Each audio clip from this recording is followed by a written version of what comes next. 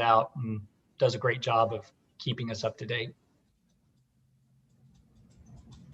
Okay, so I'm setting us up live on YouTube now. So be careful what you say, folks. You hear that, Chloe? Out. All right. She can be pretty loud too. If you hear the background noise, it's probably Chloe.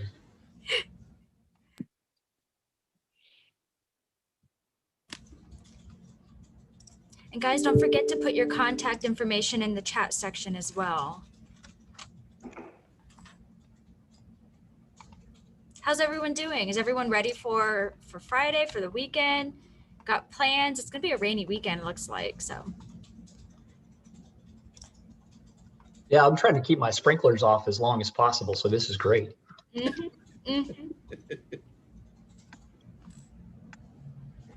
Hi, welcome everyone that's joining. I see Regina, Stephen King, Jay, Neil's iPhone.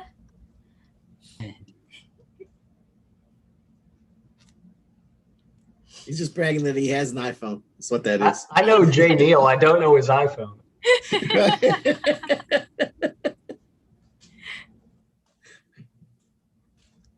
Hi, Stephen. How are you? I haven't seen you in a long time, but I think you're muted.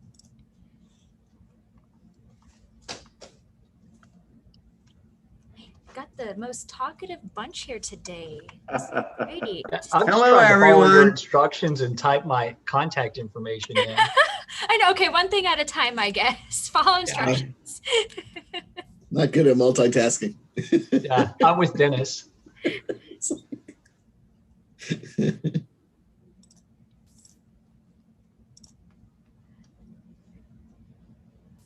Yeah, I don't even have a chance to think about the weekend yet. We're in the middle of a conference which is based out of the UK, so it started at 1 a.m.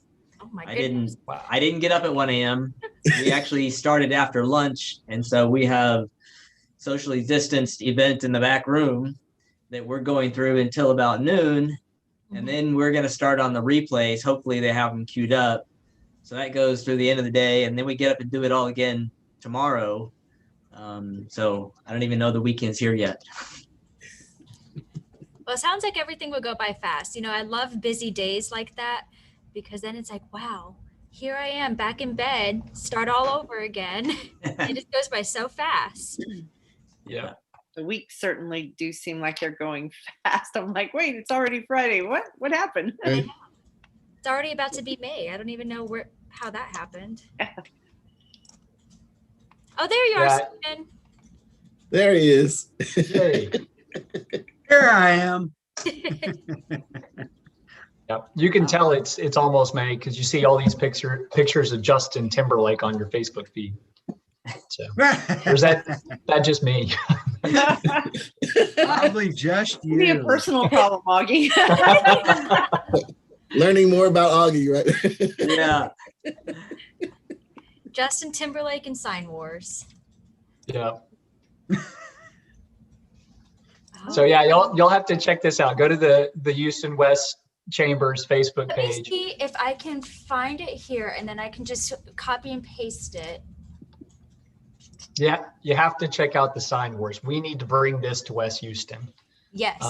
It's We're very trying, important. Folks, we're trying. So you probably hear Karina singing in the back right now. Karina, I'm on a webinar. It's just on YouTube Live, and It's just on YouTube Live. No big Yeah. deal. I'm embarrassed. Well, It's the type of workplace shenanigans that we all need, I bring right? a very positive, Here, let me see. message. Oh. Let me gosh, see. no, Where's my don't show me. background? Yeah, everyone wants to see you, Karina. hey, There she is. there she is. Hey, Karina. She just picked up I lunch. just picked up lunch, and it's a glorious thing when you can take a mental break of your day and eat some great food, right? We're having La Madeleine's today, if anyone's curious. Okay. I wish I were having La Madeline. Yeah. Do you remember? Oh, here. Okay, so here's the post. Let me see if. Okay, guys, this is what Auggie is referring to when he says we need to bring a Sign Wars to West Houston. And for everyone coming in right now, I apologize. My name's Devin Wagner, the event manager here at the Houston West Chamber. This is our open networking portion of everything. So I invite everyone to speak up, introduce yourself if you want to, weigh in on the sign wars if you want to get in on this with us. Absolutely encourage that as well. And then don't forget, put your contact information in the chat section as well, so we can all make some new friends, make some new connections, and follow up with each other, right? Hey, Andy, how are you? And Margaret McBride is on. Carolyn. Hi, guys. Hey, Andy. Hey, good to see everybody. Likewise.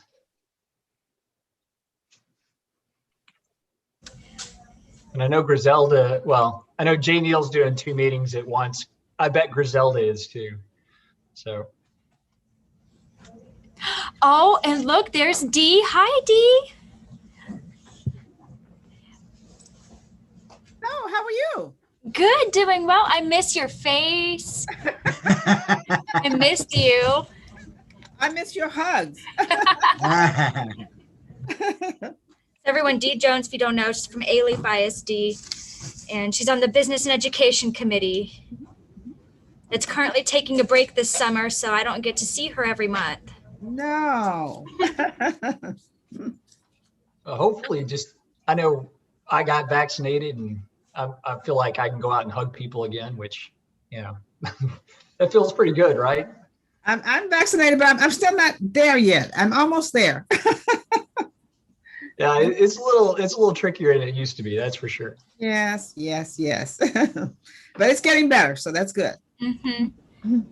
We'll be able to have breakfast tacos for our business and education meeting soon, because Cantina is reopened now, and they're having their ribbon cutting in just a couple weeks, guys. So if you guys are familiar with Cantina Laredo and our membership, they're just rejoining.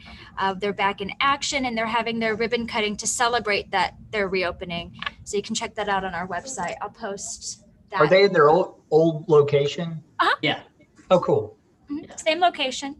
Very good. Very good. Same location, same margaritas, Oh, same great tacos. margaritas. Yeah. Where am I? Yep. Okay, here. Hey, Sean, that's news right there. You need to, I don't know is that your area? Where is this place opening? Cantina, it's off of Westheimer, and is it Wilcrest? Wilcrest? Yeah. Gotcha. Yeah, I'm sure that's going to be one of our additions that will be interested in that. Here, let me post that ribbon cutting right now so everyone can go register. We actually have. Yeah. And if anyone missed it,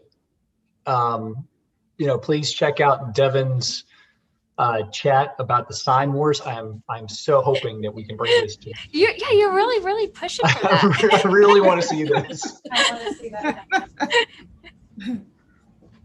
I mean, Westheimer would be brilliant, wouldn't it? It really would. I mean, there's so many opportunities on Westheimer for a sign war. Yeah. We have a lot of members that are on Westheimer. And Richmond, too. There's a lot of members on Richmond. I mean, we're on Richmond. I know a few other ones that are as well. Hey, James, how are you? Hi, I'm good. Thank you. Good. Good to see you, James. Jeffrey, who else is on? Guys, don't be shy. You can turn your videos on and say hello. Hey everybody, hope everyone's having a sweet day. Mm-hmm. Mother's Day's coming up. We have Jeffrey here. Yes, Mother's Day coming up, and I have a gift basket that we now sell. So it's a great idea for Mother's Gentleman's Day. Candy Shop. Mm-hmm. Or better yet, give a house. What was that? Better yet, give a house. If you There can find go. a house. Get a house Give in a a house, basket. yes. We're gonna do commercials. James, what a great idea. Someone purchases a house and you give them a candy basket to welcome them into their new home. I will work on that, yes.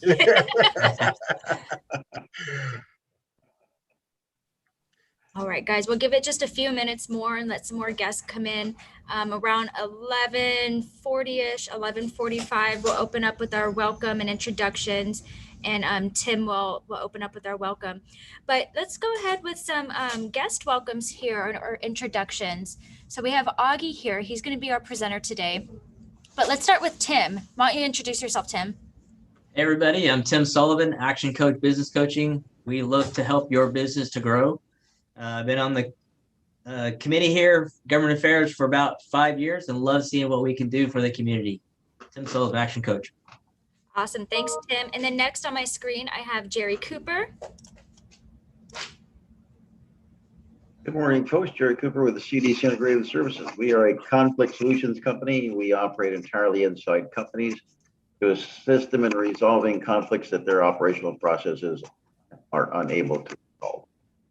So if the sign war gets out of hand, go see Jerry. There you go.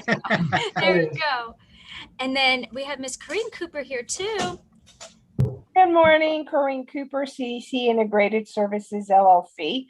I work with Jerry Cooper and I'm the manager of office services. Thank you, Miss Cooper. And then we have Susie. Hi, Susie Hartgrove with My Heart Communications. We're a full service PR and communications firm.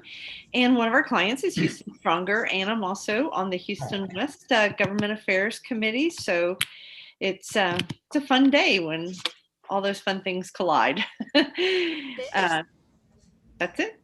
All right. Next we have Dennis.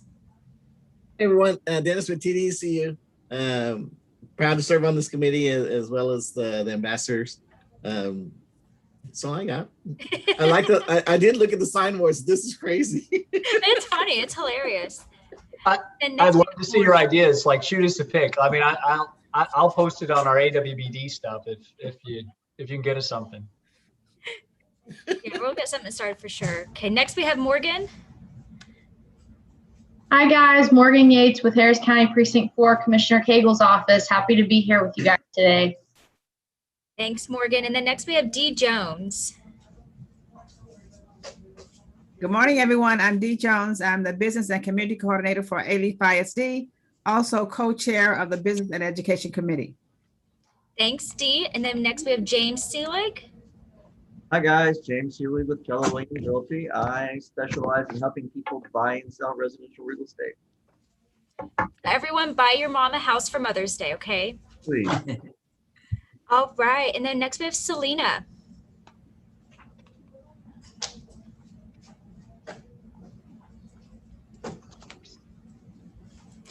We can't hear you, Selena. Can you hear me now? Yes. Okay. Awesome. Hi. Well, hi. Thanks. I am with Atkins. I'm a project director in the Water Resources Group, and I've recently joined the Houston group from San Diego. So I'm new to Houston. So. Well, thank you for joining us today, Selena. Yeah, we need more engineers. So. Next we have Andy. Andy Tees. I think the hat I wear for this is a professor of government at Houston Community College. Thanks for joining us today, Andy. And next we have Stephen King himself. Hey, good morning. Stephen King, King Insurance Services. I work with business owners for their employee benefit plans, and I also help individuals, life, health, disability, and now seniors with Medicare. So if your parents are looking at turning 65 going to Medicare, then they need to call me. I'll walk them through the steps. Stephen King, King Insurance Services. Thanks, Stephen. And then next we have Yvonne. Hi, everyone.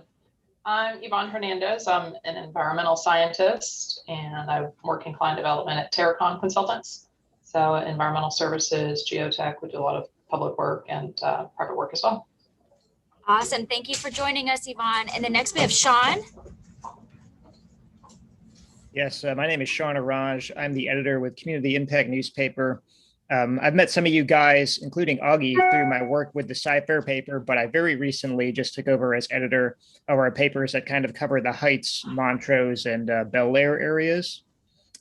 So we do a lot of like business and development news, but flood control is a big topic for us as well. Awesome. Thank you for joining us today. And next we have Jeffrey. Everybody, Jeffrey Reichhelmet, dual member here. I represent Magnificent Development and Construction. We're developers of senior living communities, retail plazas, and luxury multifamily in Greater Houston and College Station.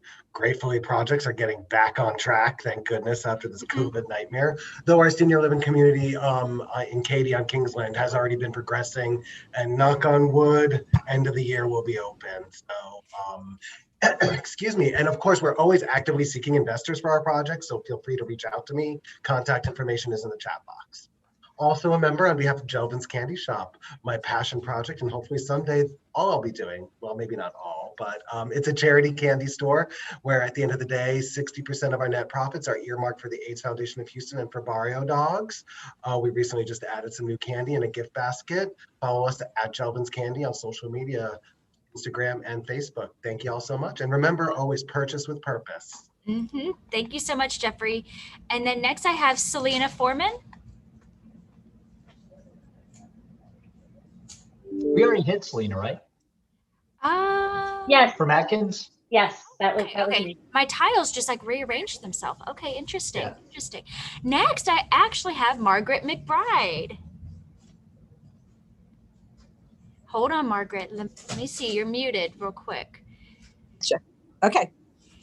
Hello, everybody. I'm with the Origin Bank at our Memorial Drive location near Town and Country. It's great to be here today. Looking forward to what we learned today. Best chamber ever. Thank you so much, Margaret. And you are looking quite spiffy today. So I'll be seeing you later for the photo shoot. Okay, and then let's see here.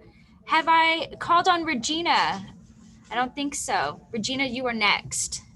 Hello, everyone. My name is Regina. I'm with the Texas General Land Office, and I am the Government Relations Outreach Coordinator here in West Houston, or I call West Harris County. Just happy to be here. Let me know if anyone needs anything or has any questions. Awesome. Thank you so much. And then next I have Jay Neal's iPhone.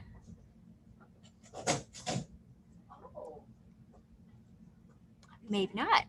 Jay, go ahead, put your contact information in the chat section. And then next I have Griselda Gonzalez. Hi, yes. Good afternoon, everyone. Griselda Gonzalez here, representing today the Texas section of American Society of Civil Engineers. I'm a professional engineer and work with our government affairs group, and we do a lot of what do we do? Well, with this Texas section, we do a lot of advocacy, policy reviewing and advocacy with the Texas section. We just released our infrastructure report card, and just if you have any questions, let me know. Thank you so much, Griselda. And then next I have Crystal Dunbar.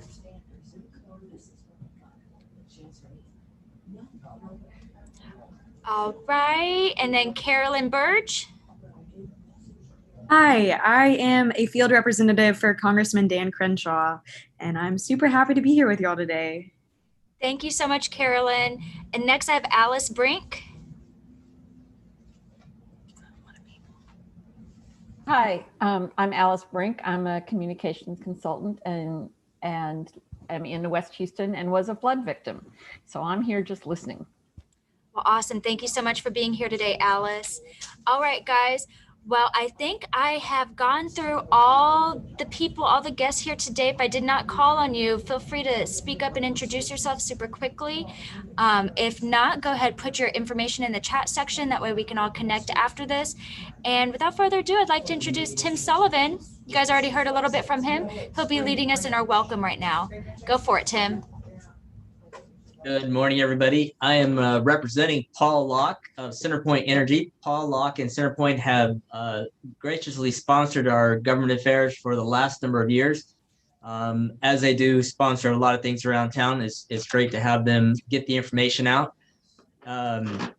So we want to talk about our event today, and that's Auggie with talking about the Buffalo Bayou Community Plan. I don't see Ed. I usually like to represent, show representation from our leadership of Houston West. I also want to recognize anybody that's been on the our Government Affairs Committee. I see Jerry Cooper, James Selig, Jeffrey. I don't know if I'm missing Susie. And Susie also does a lot of PR work for us. Thanks, Susie.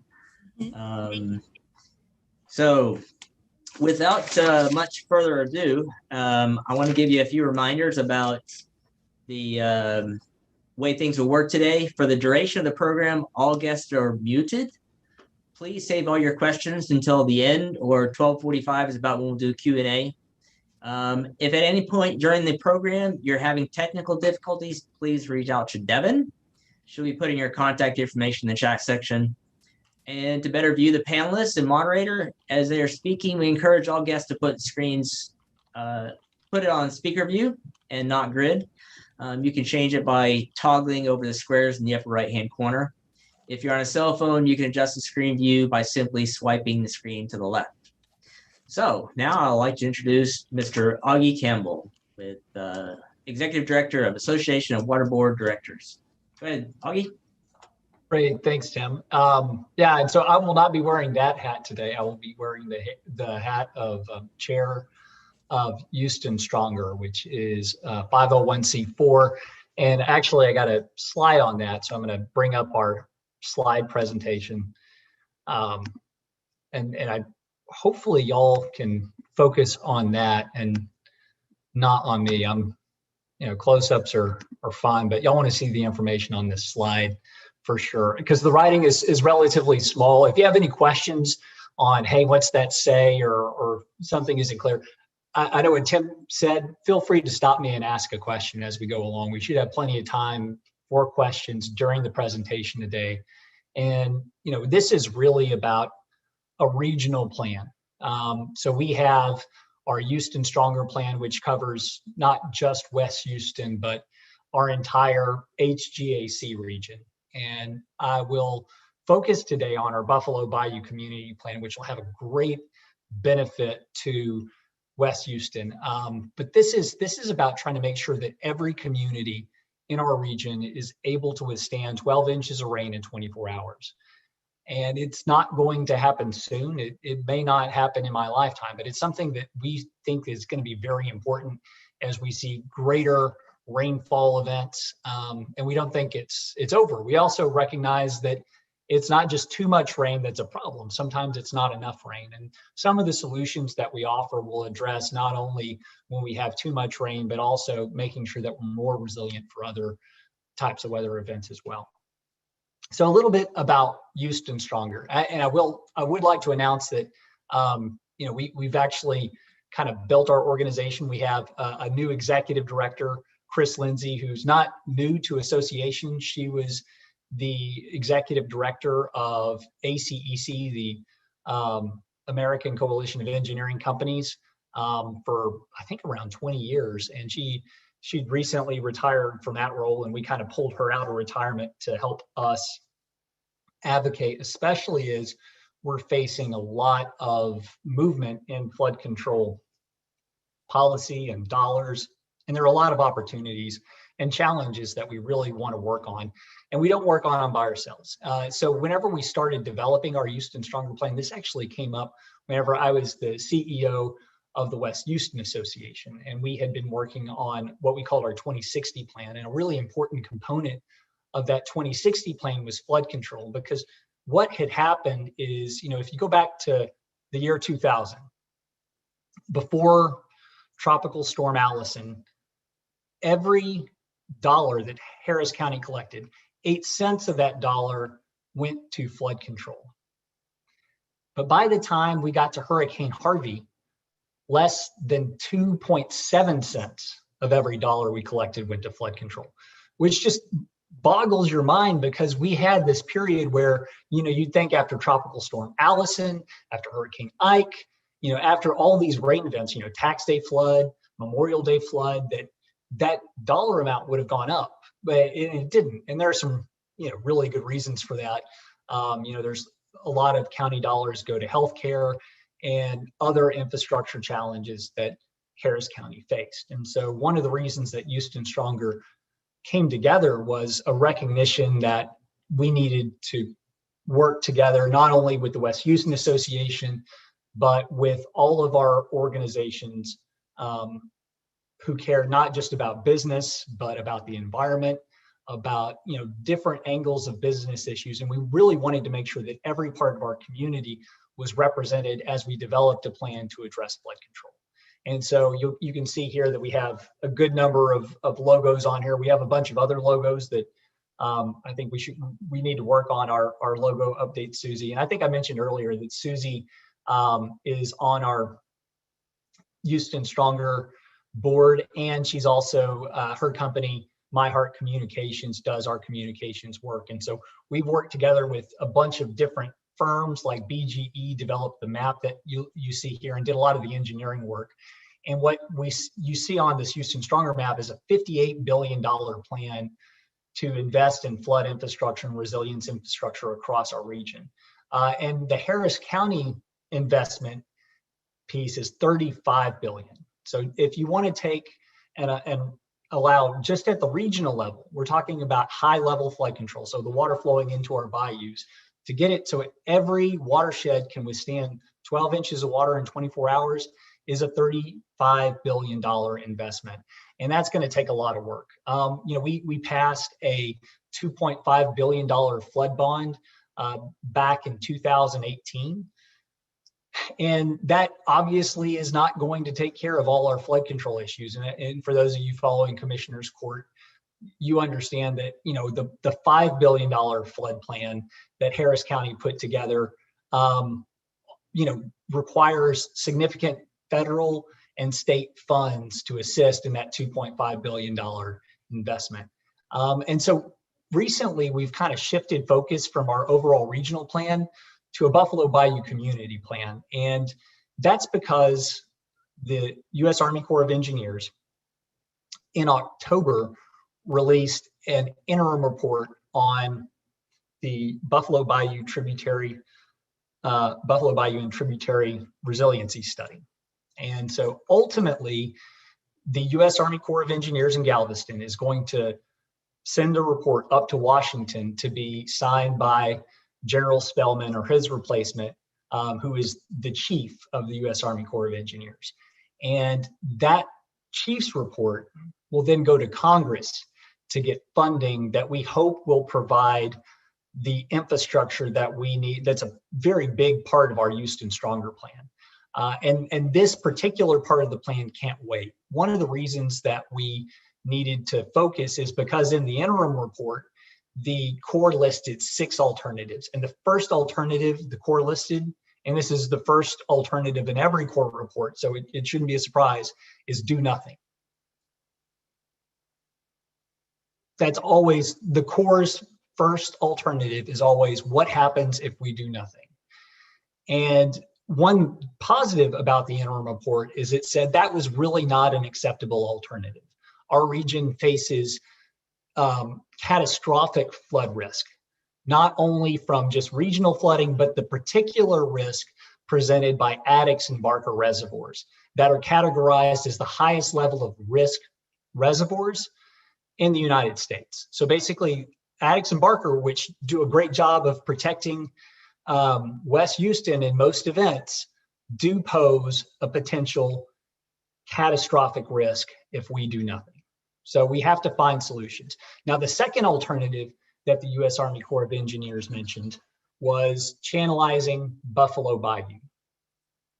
And I don't know if y'all are familiar with the Save Buffalo Bayou or just about any advocacy group that has any real estate along Buffalo Bayou, but that is not an option.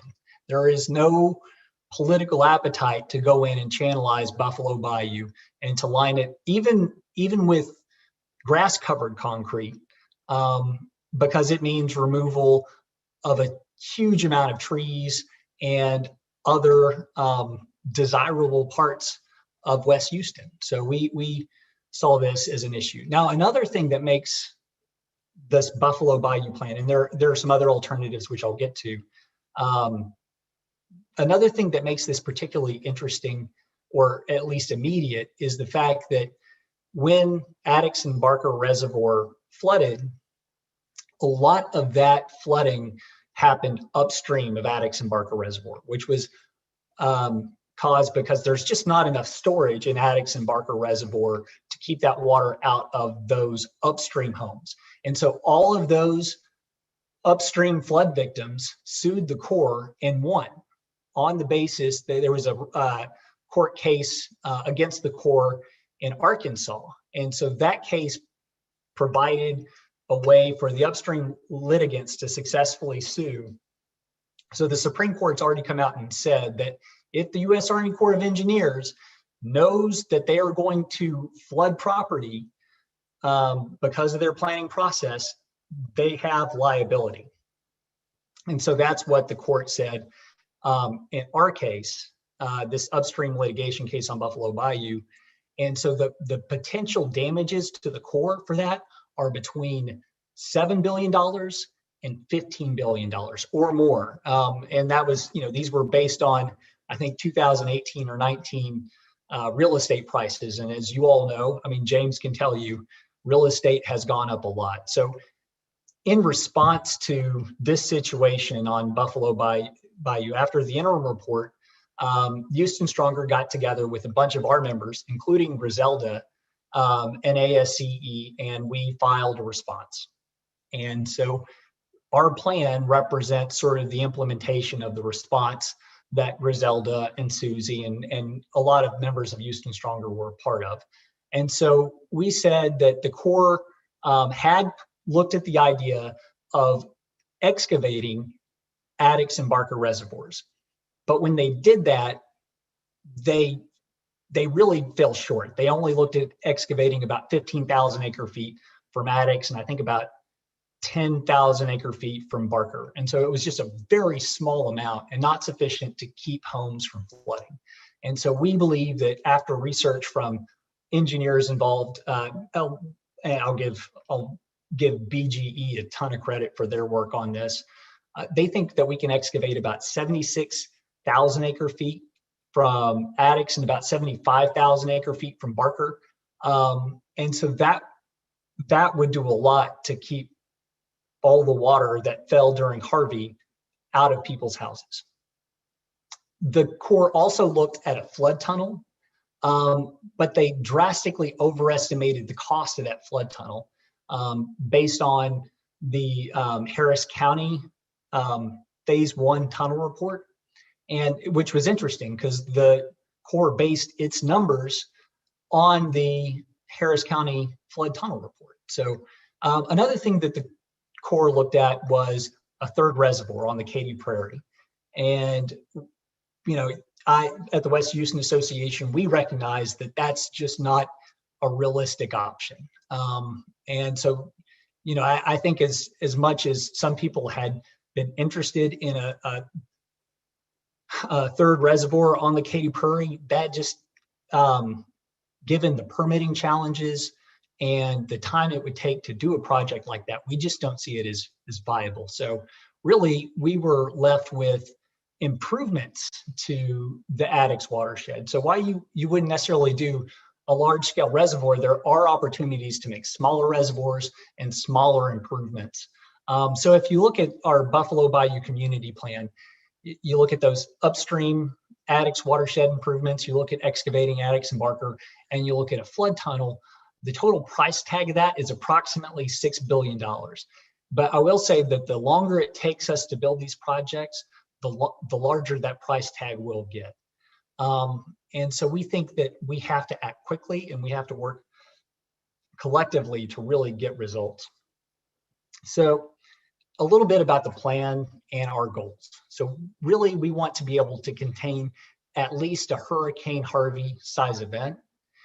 And we want to contain that event within the boundaries of Addicks and Barker, meaning that the homes that flooded, that shouldn't happen again. And we think that our plan will do that in a way that does not channelize Buffalo Bayou and will reduce flood conditions downstream as well. So this not only protects upstream users, it also protects downstream residents as well. And we can also do this in a way that avoids environmental impacts and actually provides long-term environmental and social benefits. And we think that if we do the project the right way and we include communities as we go, we'll have broad and prolonged community support from a very diverse group of stakeholders.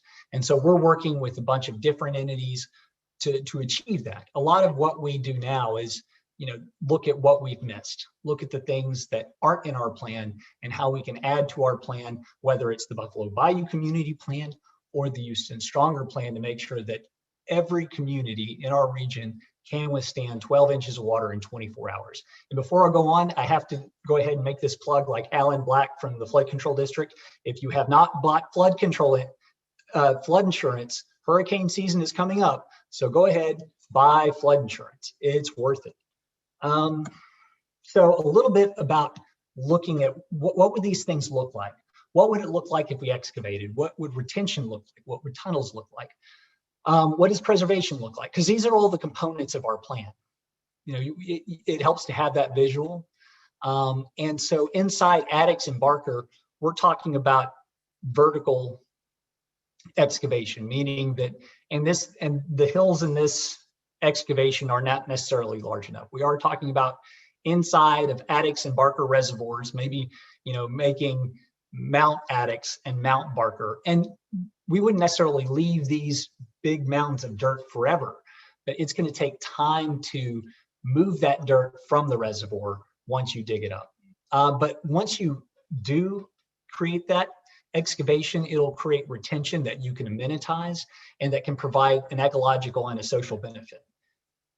Even if we dig out Addicks and Barker Reservoir, that's not enough. The main issue with our plan is that we require conveyance. So it doesn't matter how much we dig out Addicks and Barker. We still don't solve the problem until we get the water safely from Addicks and Barker Reservoir and from Buffalo Bayou all the way to the bay. And as we do this, we think that we can include nature-based infrastructure that will improve, just the ecology and the recreational benefits of our area. So one second, I got.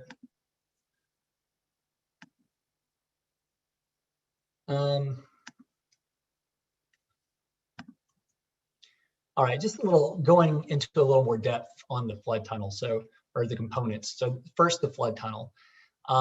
It'll provide about 100,000 cubic feet per second of conveyance with the 40-foot tunnel. And I have a slide here in a little bit that shows the relationship between the size of the tunnel and the conveyance capacity.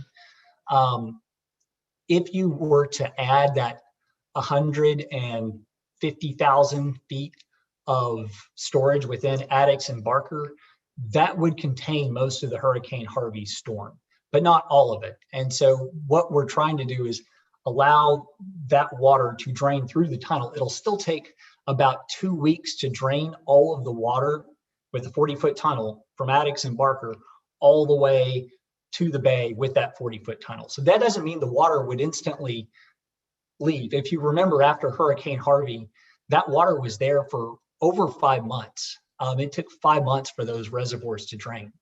And then finally, the last component is that upper Addicks watershed. There's a real opportunity for every bucket of water that stays in Addicks and on Barker as well. You're keeping a bucket of water out of somebody's home right now. And we can make those improvements today, and we can make those improvements inside of Addicks and Barker today that go ahead and reduce flood risk to those upstream houses and communities. All right, as promised, here's this neat slide. So every 10 feet of tunnel diameter you add, you double the capacity. So a 40-foot tunnel will contain a Hurricane Harvey size storm, but the Corps is interested in, and so is the court in that upstream litigation case, the probable maximum precipitation event, which is much bigger. So basically, we saw about 30 inches of rain around Houston during Hurricane Harvey. On average, there are some places that received over 56 inches. There are some places that received, in the 20s. It was still a lot of rain no matter where you were. But for a probable maximum precipitation event, we're talking about over 36 inches of rain in that storm event. And so to convey that storm event would take an approximately 50-foot tunnel. And so we've provided the modeling here to show you the relationship between the tunnel and the conveyance. And just to let you know, so basically a 40-foot tunnel would cost about $4.25 billion. A 50-foot tunnel would cost about $6 billion. So, these are all numbers that are conceptual engineering numbers, but they're based on a lot of projects around the country. In fact, if you go to Dallas, Austin, San Antonio, all of those communities already have flood tunnels. They have them in Washington, in Seattle, in San Francisco. It's interesting that for the size of our city, we don't have a flood tunnel already. And so, one of the things we wanted to do as we were going through our planning was not only to talk about the projects, but also really illustrate their pros and their cons. So excavation, the flood tunnel is a very, very interesting concept, but it is a concept that will require planning and time, whereas excavation can happen sooner. And that's one of the things that we really do like. In fact, there is a project that's being proposed right now on Willow Fork Drainage District, and they're in talks with Harris County Flood Control District and the Corps to package that project up as a pilot project and as a template. So basically, if they can successfully launch that project, they can take similar contracts and similar arrangements and move them up to Langham Creek and Bear Creek and those other tributaries that flow into Addicks and Barker Reservoir. And if we do this, that will reduce the number of buyouts that are needed along these tributaries, and will provide that immediate impact. Now, whenever you dig out into the reservoirs, you will see some environmental impacts. It's expensive to move dirt, and whenever you move the soil, that soil is going to move.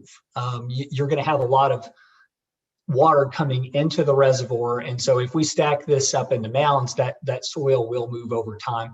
But we think that you can stage this excavation project in a way where you can account for it over time, and that's one of the things that we've been engaging with experts to address. Also on the retention, so if you go outside of the reservoirs, there are also opportunities. And so it doesn't matter if you're inside Addicks and Barker or if you're upstream of Addicks and Barker, you still can provide a one-to-one reduction of flood risk by making flood control improvements. And so you have some smaller, if you take and you put in some smaller ungated reservoirs, they can handle the flow on Cypress Creek. So you can handle this localized flooding that affects some communities upstream. And we think that's going to be necessary as well. And it should be part of our strategy. And I'm going to show a slide at the end that talks about a shopping cart approach. And really, this is about a shopping cart approach. And some of these projects should be in the Buffalo Bayou Community Plan. Others should be outside of it. And they should be in what we call our broader Houston Stronger Plan. Because what we're really trying to do is find all the funding sources and projects that we need, and then put those into different buckets as we go. And so not all of these will be in the same bucket. One of the problems with trying to get retention projects together is that we have to get the land, and right now land is at a premium. If you look at the cost of real estate, it's going up. We have more people. Again, we got James and I think other realtors on here. They can tell you land and housing is going quickly. We're going to see more development, especially in Waller County. And so those opportunities for retention upstream are going very fast. And so we need creative design that really does work within communities if we want to get this included in the near future. Now going to tunnels, and tunnels are, they're exciting. I mean, few things get me more excited than the idea of a flood tunnel. And I'll tell you why. It's not just because it conveys so much water and it takes care of, this existential risk that you face in Addicks and Barker Reservoir. It also means that you don't have to scrape up a whole bunch of dirt. It means that you go underground and you don't disturb people's houses, and you can also provide a potential water supply. One of the big challenges that we face is not just flooding, but drought. I was in the City of Houston Legal Department. I was the City of Houston's in-house water attorney for 7.5 years, including in 2011, where we had the drought of record. It was the driest year since people have been living in Texas. And it was really scary whenever you're having to think about, all right, where are we going to get the water that our ship channel industry needs, that our people need, not just to water their lawns, but just to make sure they can, take showers and flush their toilets. I mean, things were getting pretty tense, and we are likely to see droughts in the future. Now, one of the interesting things about water rights is that we have this paper-based system where if we can take floodwaters and we can use those don't count against our other water supply rights. And so we really can extend our water supply by using these floodwaters whenever they come in. The problem with this is that floodwaters tend to be really dirty and messy. And so if we don't design our intakes the right way, and if we don't think about where we put that flood tunnel in relation to our water supply, it won't work. So we have to think a whole lot on the front end about that potential water supply if we really want it to be a viable source of water. And maybe it's not for human consumption, maybe it's for what we call non-potable use industry. There are a lot of uses of water that don't include going in your shower or going in your refrigerator or in a glass.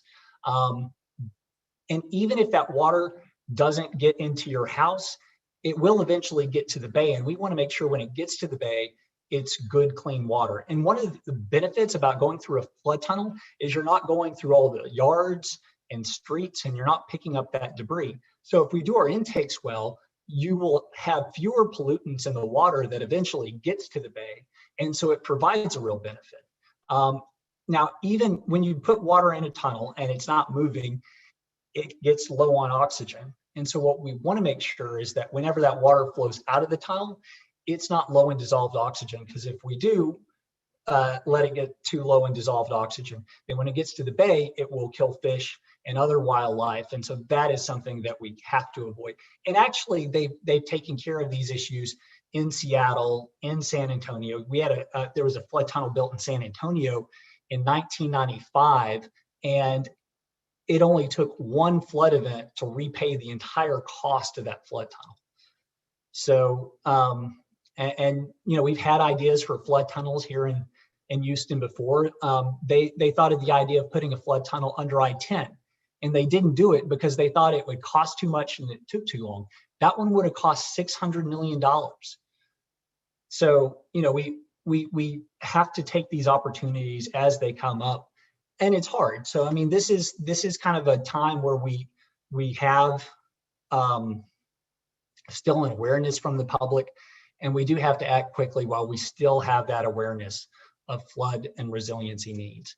So we've also talked a little bit about preservation. So when we're talking about expanding conservation land, conservation can happen like the Katy Prairie, where you have vast open spaces, which is wonderful. It can also happen inside master plan communities where you have reserves of land that are kept natural inside of communities. And so whether it's in a big preserve or it's in community preserves, we think there are real opportunities to implement nature-based infrastructure that will absorb and slow down and store floodwaters. And again, you have to acquire that land quickly. So finally, before I open it up for questions, I really do want to talk about the funding, because when we start the flood tunnel really depends on when we get the money to do it. So one of the things that Houston Stronger has done since the beginning is, get folks to help us in Washington to get funding. And so we've been fortunate to work with Congressman Crenshaw's office and Lindsey Fletcher's office and other congressional folks to help us get these projects done. Actually, Congressman Culberson was a huge part of our effort to get into the 2018 Bipartisan Budget Act, $89 billion with a B, dollars for resiliency and flood control. The problem is that we were fighting with 13 other states and jurisdictions to get that funding. And so, if you look at the amount of funding that's come here, it's probably in the $10 billion range and not the 20 or $30 billion range that we would have hoped for. And so, there are still a lot of funding opportunities that'll come up. It's just, they're the slow opportunities. It's getting money from the Corps, which takes a Chiefs report. And originally that Chiefs report was supposed to come out this summer. But the problem we have is that the Chiefs report, like I talked about those alternatives at the beginning, it looked like it was on the wrong path. And so we've talked to Colonel Vail and General Spellman, and they agree that we need to do more study on the flood tunnel and more community engagement, but that's going to take time and money. And so I really am excited that Colonel Vail and hopefully the county are interested in pursuing more money and more time for this flood tunnel study. And it's frustrating because I'd really like to get started on that tunnel, but it's better to get it right than to get it fast. And so I think, what we're likely to see is another probably, 12 to 18 months of study. And I'm hopeful that the Corps will adopt the flood control district's phase 2 study. I talked about the phase 1 study, which is where we got our numbers from on the flood tunnel and where the Corps got their numbers from. But there's a phase 2 study that not only talks about just the conceptual engineering, it looks at routing and it looks at other factors that will be very important to actually getting past the conceptual engineering and getting it where we could actually take it, put it in a Chiefs report and get funding to do the preliminary engineering and the other project deliverables that are necessary to start the project. And so I talked about the Corps and their funding. Now, whenever the Corps is doing a project, they need a local sponsor, which means that they need somebody who's going to help them not only be engaged with the community, but engaged with paying for the project. I do think that because of the litigation, there is an opportunity for the Corps to pay for a lot more of any project under this Buffalo Bayou Tributary and Resiliency Study than they normally would. But there is also, a likelihood that the way that the Corps views this is a locally preferred project, meaning that the Corps they have this this benefit cost ratio that they use to determine how much funding they're going to commit to a project. And because of the just investment that they've already made in Addicks and Barker Reservoir, it's really hard for any of the project that the Corps proposed or any project that we would propose to score well under that benefit cost ratio. And so if we are talking about a locally preferred project, then what we're talking about is that the Corps would only be willing to provide 50% of the funding and potentially less for the projects that we're talking about. Now, all that changes if there is some settlement agreement between the upstream litigants and the Corps. And that would allow us to take that $7 to $15 billion amount that we were talking about earlier, and using that as part of the allocation towards projects. And that's where I think we could get help from Congress. We could get help from other actors to make sure that that's the outcome that we see. But it's not going to be easy. We also need to make sure that we have funding. One of the things that Houston Stronger fought hard for last legislative session was Senate Bills 7 and 8. And Senate Bill 7 provided for almost $2 billion in assistance for flood control projects and other government projects at the state level to address flooding. And so that was a huge investment, and it was the first time that the state had actually invested in flood infrastructure. We'd seen similar investments in water, but never in flood control. So this was a big step. And it was one that we thought would happen. What I was really surprised and pleasantly surprised about was that this sort of what we thought was a Hail Mary of creating a statewide regional flood plan passed. And I'll give our current speaker, Dave Phelan, and Senator Creighton a huge amount of credit for taking leadership and really pushing Senate Bill 8 over the finish line and making it where, as a state, we will have a flood plan by 2024.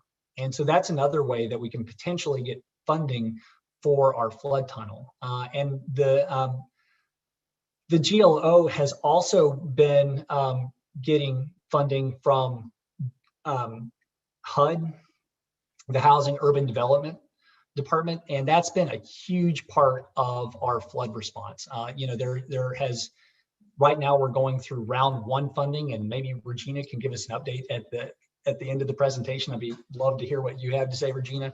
I mean, we're waiting with bated breath to see what comes out of GLO in terms of this flood project, but it will not give any dollars to the Buffalo Bayou project. I mean, the Buffalo Bayou project really hasn't been funded under the original flood bond, and it's not going to receive funding from the GLO.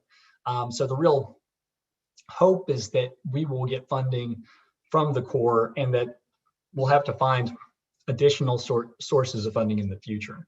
Now we've seen Harris County, the city of Houston, and other districts get funding. And one thing that I will say is, the GLO's also worked with HGAC to set up what they call their MOD funding program, which is going to provide over $220 million for local flood projects. And this is going to be a big part of the way we address kind of those smaller scale flooding issues in our area.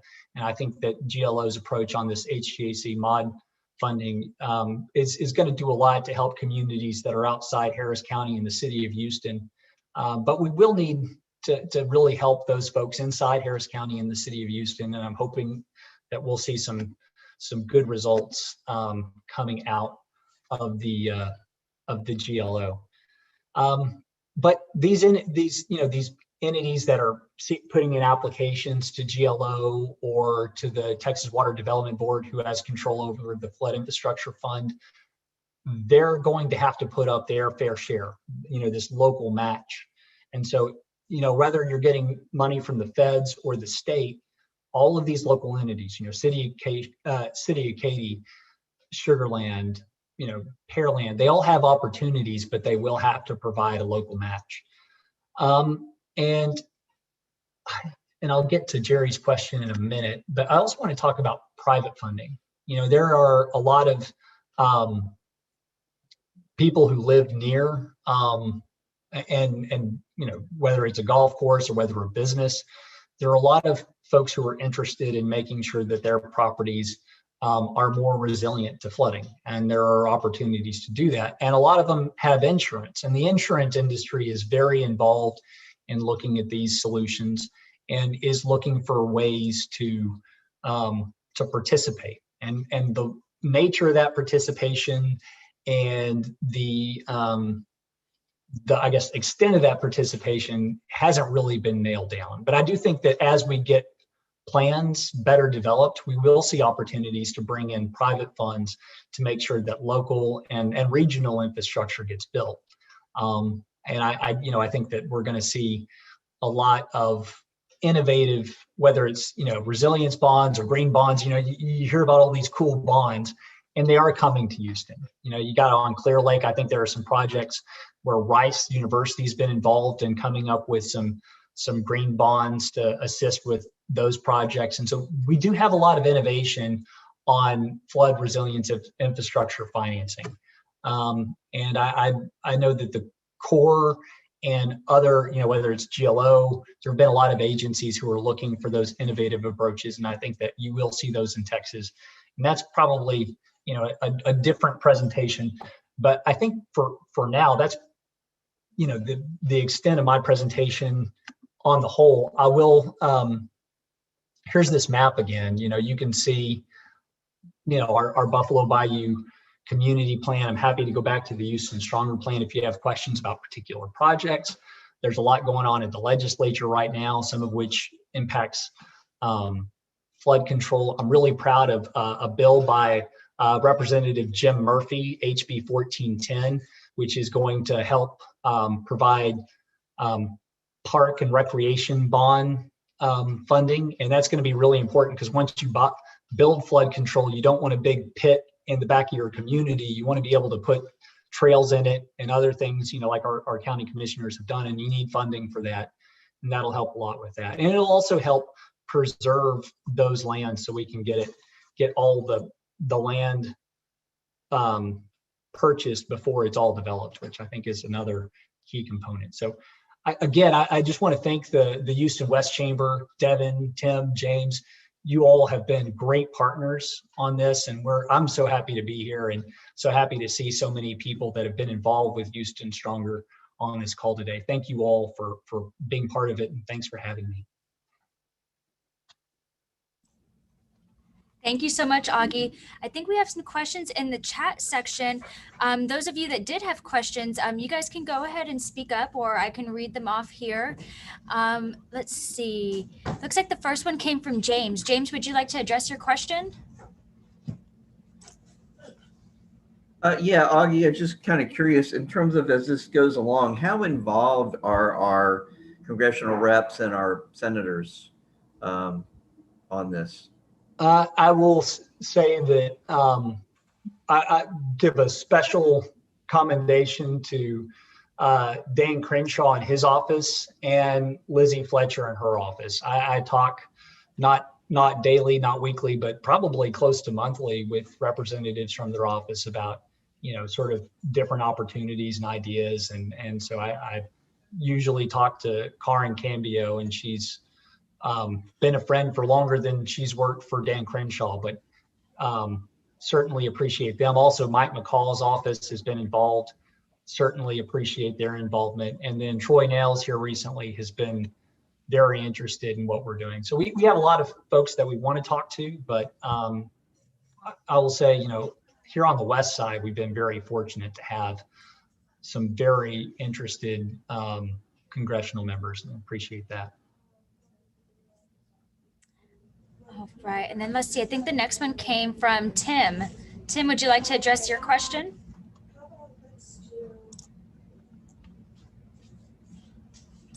Tim, where'd you go? I don't see you. Is he still on? Let's see. We'll come back to his because his is a big one. But Jerry also had a question. Jerry, did you want to address yours? Hold on, let me see. You're muted, Jerry. There you go. I saw the picture of what the changes to the bayou, the reservoirs would look like, and my question is roughly what percentage of the trees and brush will be removed, and how much silt will be excavated to achieve a meaningful amount of retention? And that's we know how much we can get out. I think and there are some rough calculations to the amount of land area that's involved. It's certainly less than half of the land area, and I think it's even less than that, would be excavated. But a lot of the vegetation inside the reservoirs, because the reservoirs originally started out as rice fields. And so what's grown up inside that are generally invasive species. There's a lot of Chinese tallow and other species. And what we'd like to do is, actually kind of build back better, put in more native species and ecological improvements, that provide wetlands and other things that would be better for all the flora and fauna, and also create recreational opportunities. So I don't know the exact percentage, and that's a really good question. I probably should know that. And I'll go bug our engineers. We do have some folks who are interested in developing, because we have developed a plan for excavating, but it's very conceptual. And so one of the things that we're trying to do right now is drill down from a conceptual engineering, and it's still going to be conceptual engineering. It's just going to be more detailed conceptual engineering on what a plan for excavating inside would look like, and looking at the landscape architecture and the ecological portions of that. So That's a great question, Jerry. We are working on it, but I do not have good answers right now. All right. And then let's see, I think Tim, yep, he's back on. Tim, why don't you go ahead and address the question that you had in the chat section? Yeah, I think Augie already mentioned some of the things, but I just wanted to bring it up to people's minds to think about, what are the things can we do? I forgot what the example was at Rice. It seems like they needed to convey water from either top of the mountain to the bottom or the bottom of the mountain to the top, and they realized that they could use the water pipes that they needed to pipe the water up to also use it as a structure to hold dirt on the mountain. I forgot what the reason for that was, maybe road structure or something. So just creative ways to cross-fund projects. So that their project to get water to the top was funded by a need to also build up the mountainside. So I don't know what we have on that.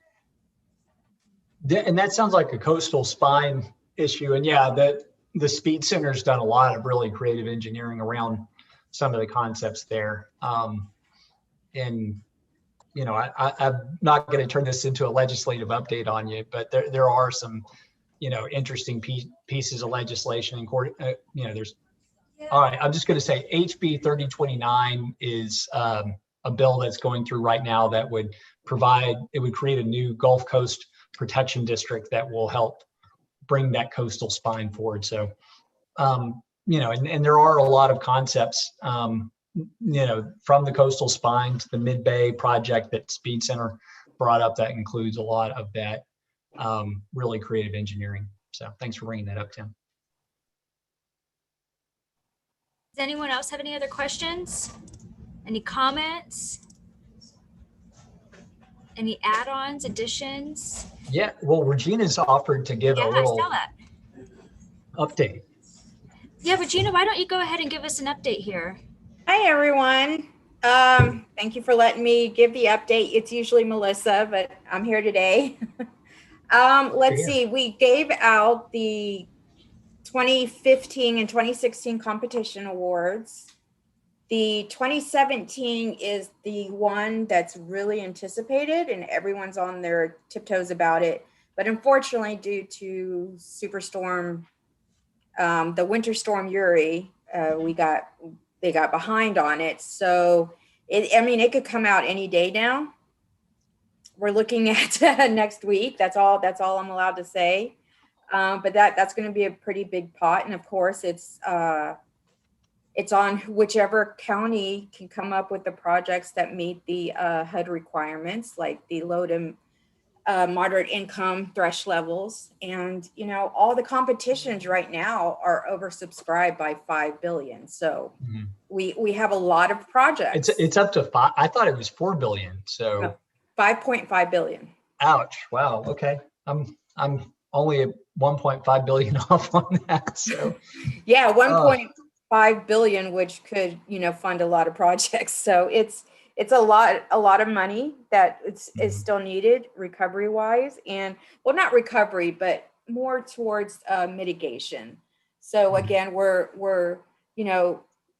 watching closely the ledge on what they do and working closely with the Texas Water Development Board to see if, and also, the infrastructure plan that's being, taking the rounds up in DC. So yeah, do you have any, because my initial research on that, and you probably know more than I do, it was going to be for roads and bridges and for surface water, basically lead pipes, that sort of stuff. I didn't see anything in it that would really address flood resilience. Correct. Have y'all heard anything? We different? have not. And what we have heard is that individual projects are not going to be in the bill, but rather it's going to be a competition, just like the GLO did, how we did our competition in the state. They're going to do, so we're going to be competing with other states for projects.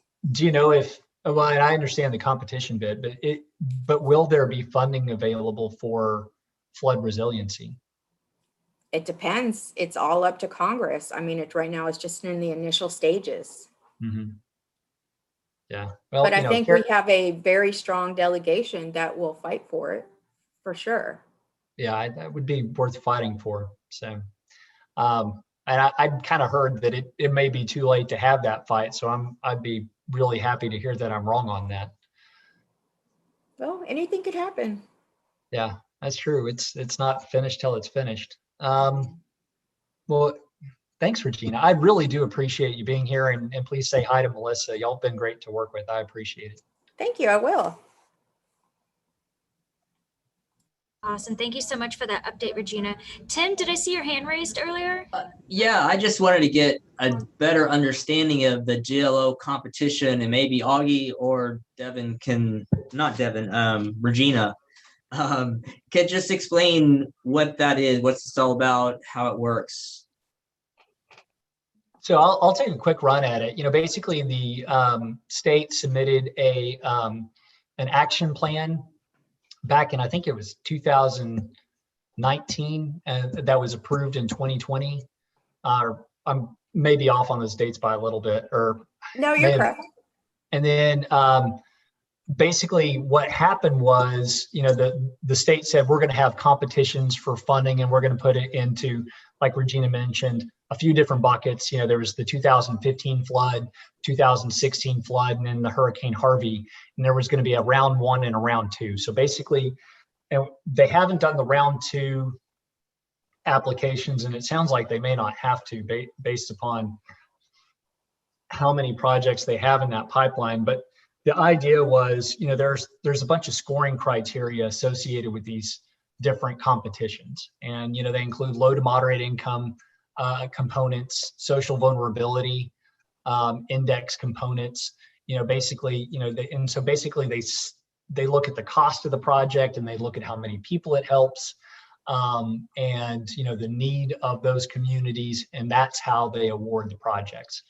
And because that's kind of the rigor that, and these are all coming from the Community Development Block Grant Disaster Recovery and Mitigation Fund. So that's, say that 3 times fast, right? But this is what came out of appropriated. That was all appropriated by Congress in 2018. Yeah, that Bipartisan Budget Act that we were talking about, that $89 billion that we talked about at the very beginning, that's where these competition funds came from. And so what's going to happen is, Regina gave a good update, reporting that they've got the 2015 awards out, the 2016 awards out, and any day we're going to have that Hurricane Harvey competition awards announcement. And we're all sitting around eating popcorn because we thought it would be, April when we get them out, and and like Regina said, it's just, Uri kind of slowed us down. That's kind of the story of Houston. While we're getting ready to recover from a disaster, we have another disaster. So we just got to get faster at planning and implementing our projects. Is that, Regina, anything to add on that? No, that was perfect. Thank you. If she wants. Devin, can I pop in again? And absolutely, Tim. So, so when we think about, hearing about these options are great. And I imagine that folks, although they weren't on Zoom, I imagine that folks back in whatever time frame, 30s, 40s, whenever we're talking about the third reservoir, they had great intentions. What is it that stops it, and more importantly, what do we, me, person next to me here, Morgan Yates, Dennis Silva, Griselda, Jerry, James, what do we need to do today? How can we help? Well, Houston is, there's this idea that Houston is not good at planning. That's absolutely false. Houston is great at planning. Like, we had plans back in 1918. We had a plan in 1940. Our problem is the execution. So like you said, we had a third reservoir, and actually that was on White Oak. We had a levee on Cypress Creek, and then we had canals that would have gone all the way to the bay. And I should have put that slide in. That would have been a good one, right? But we never build all the infrastructure that we need to build to really solve the problem. I think we've gotten past that point with water, by and large. But that even our water infrastructure, we have this huge regional water plan where we're taking water from the Trinity and we're moving it down to Lake Houston, and that's going to take care of all our water needs until 2060. And part of our problem is that in order to we started planning these projects that will be completed around 2025. We started planning those back around 1935. That's when these projects started to be developed. And so that's how long it takes to really develop the ideas for large scale infrastructure and get it implemented. If we're only planning to 2060, we're already behind the curve. I mean, these projects take literally lifetimes to design, to find the funding, and then to implement. It's a really large scale concept. So, what I'm talking about on the Houston Stronger plan, I'm sure that this is not all going to get built in my lifetime, but hopefully, when my kids are talking to their grandkids, they'll say, your great grandfather was working on this way back when. So, I mean, and that's that. If we're not designing like that, if we're not thinking like that, we're not going to prepare. We're not going to be ready.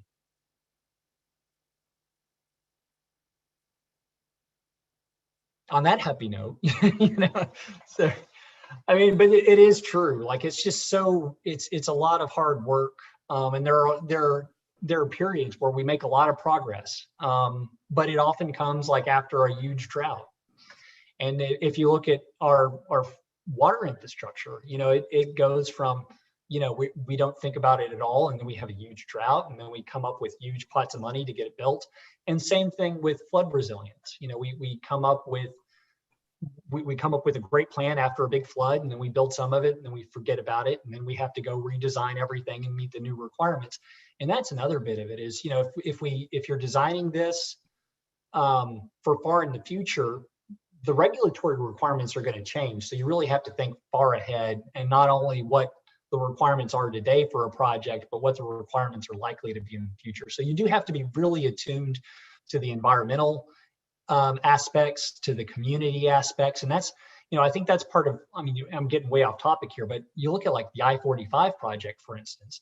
One of the reasons it failed wasn't because it wasn't a great engineering project. From an engineering standpoint, it was a marvel. It's just from the community engagement and, that part of it where you're talking about how is it going to affect the community, that we just didn't design like that, 10, 15, 20 years ago. But that's sort of a new standard that is, important. So I think if we're not thinking about our project in a way that really is talking about how is it going to impact communities, we're going to have a hard time getting it built.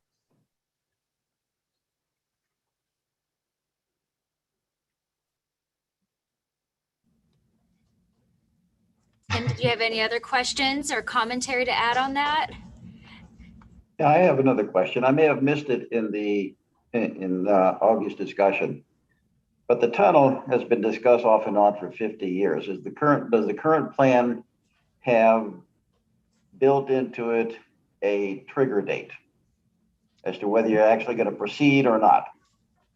No, and we won't get that until we have a chief's report from the U.S. Army Corps of Engineers. Like, that's really going to be the dispositive document, I think. Kind of like the 1940s document really led to Addicks and Barker Reservoir being constructed. This report is probably going to be the most important flood resiliency document in my lifetime. And when is that document expected? In about 18 months.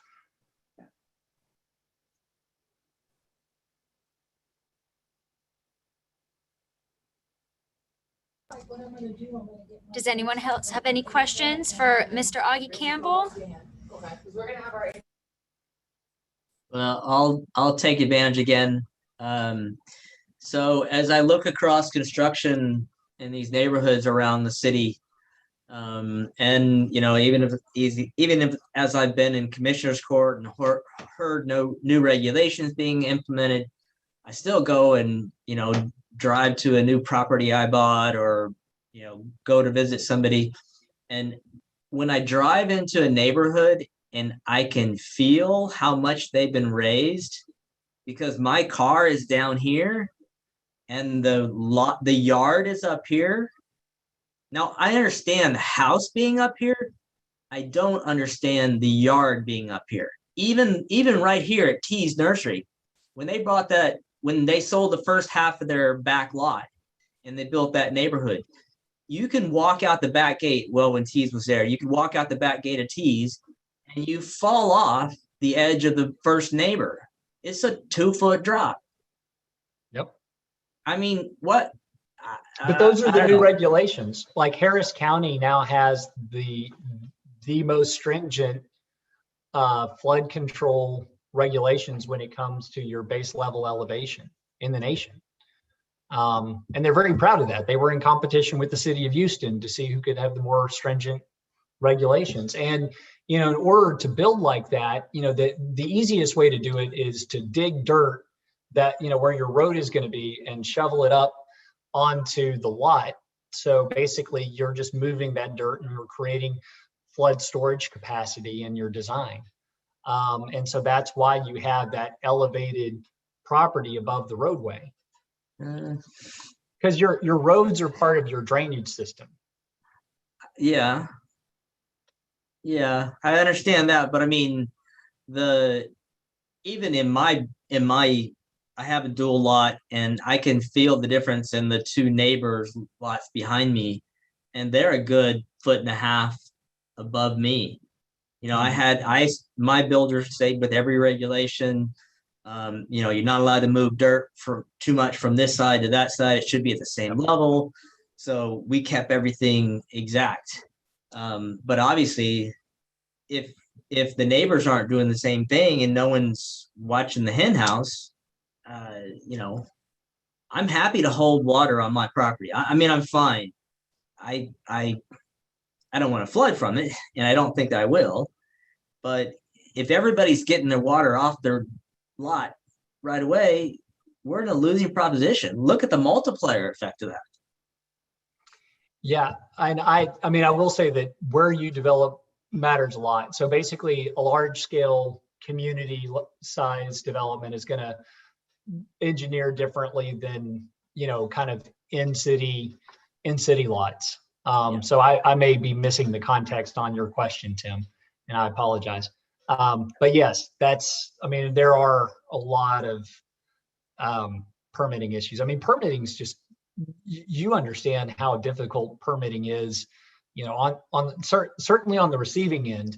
And it's, having been at the city and on the inside, it's pretty hard on the giving end too. There are a lot of challenges, especially, within the context of, grandfather development and everything else. You are looking at, just what's allowed on one property doesn't necessarily mean that it would be allowed on a property.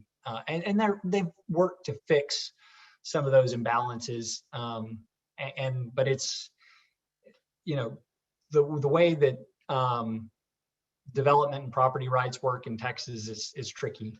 And I'll leave it at that for now. If you want to talk offline, Tim, I'm happy to. Thank you. Well, that was great updates. Does anyone else have any more questions? Going once, going twice. All right, guys. Well, it is about that time anyways. And I want to say thank you again, Auggie, for being able to present today. As always, we love it when you're able to present. You have really good presentations, really good information. So we really do appreciate it. And then for everyone that doesn't know, Auggie's actually going to MC our Salute to Veterans luncheon this October. So we're very excited to have him MC for that. You guys don't want to miss out on that. It'll be October 30th at the West Houston Institute over here on Hayes Road. Tim, would you like to tell everyone what we have coming up for our governmental affairs committees? Sure thing. I do want to thank everybody for coming. I want to remind everybody, I didn't actually point these out at the beginning, but I do want to remind everybody. And if anybody knows, I see there's a lot of faces that are missing. I know we have, it's a long session. So if you know the other folks that were on, just remind them of our other platforms, our pillars: flood mitigation, as we've talked about some today, workforce development, as we've had over the last 6 months, education, infrastructure, transportation, and then we added a little bonus of mental health. So those are our pillars, and we want to stay within that pillar range, but those pillars do have broad ranging aspects. So if you know somebody, or if you have expertise in any of those fields, like right now, for our transportation event that's coming up on May 27th, we are working diligently to get an update on the 36A project. Is the 36A project directly in our community? No, but it impacts our community because of the economic impact that it can have, and also on our exit strategy as people that live out in that area. So, and if you look at Augie's map, water doesn't stay in any one area. It goes across. So we have to understand, and that's all I want to do on this committee, is to get people information about what we need to think about. That's why I ask the questions that I do the way I do. So we've got that transportation coming up on May 27th. Put that on your calendar. While we don't have it firmed down, still make sure you're here. June 24th, we were planning on a legislative recap, and we're working hard to get someone to commit. Obviously, people from the legislature are busy. They've got their plates full. We may be able to get somebody from GHP, but again, they're working hard too. So we don't know exactly, but we are planning for the legislative recap on the 24th, so we know where things have landed. And then probably on July 29th, we are looking for an innovation panel.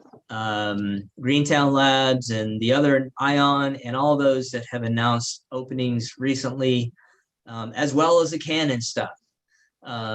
So, I've been diligently reaching out and trying to get out to talk to them. Alan and I don't see Alan on here today, but Alan and I are I did get notice today that I have somebody that has given me an appointment time. So we're going to go out and visit some of those.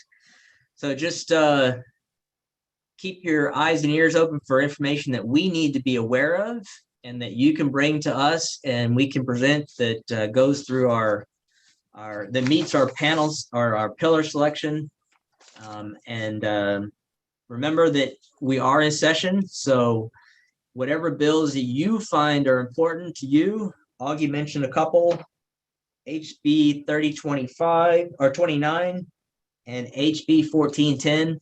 I've got my own little personal selection of ones that I watch on Ledger Watch, but now is a time when they're voting on things and deciding on things with the calendar. Is when they need to go. So I appreciate everybody coming today and look forward to seeing you on the 27th of May. Thanks, everybody. Thanks, Tim. Thank you, everyone. Thanks, Augie.